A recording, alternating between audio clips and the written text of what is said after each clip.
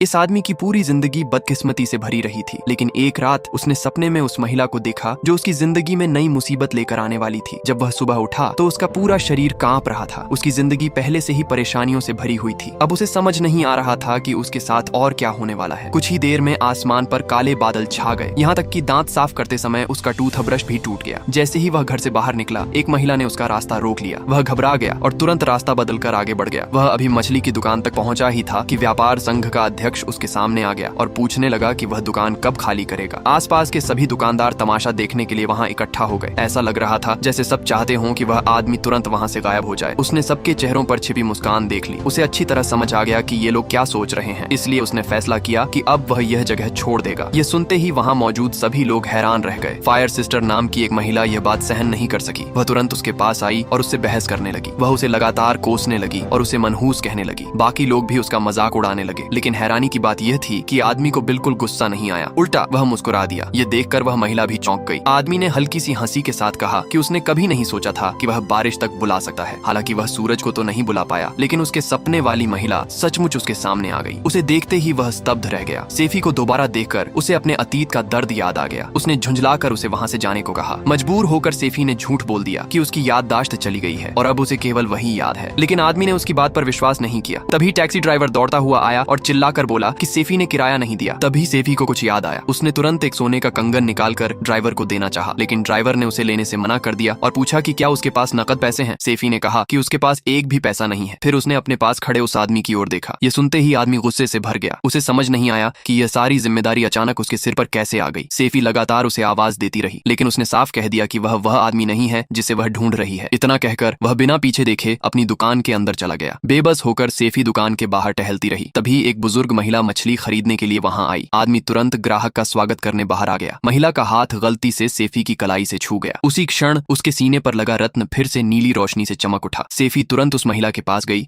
और उसे बड़ी मछली खरीदने की सलाह दी, लेकिन महिला ने कहा कि उसे ब्लू फिश से एलर्जी है। सेफी ने हैरानी से उसकी ओर देखा। इसके बावजूद महिला ने वही ब्लू फिश खरीदने की जिद की। उसी समय सेफी की नजर पास पड़े समुद्री खाने पर गई और तभी उसे जमीन पर पड़ा एक बैंक कार्ड दिखाई दिया।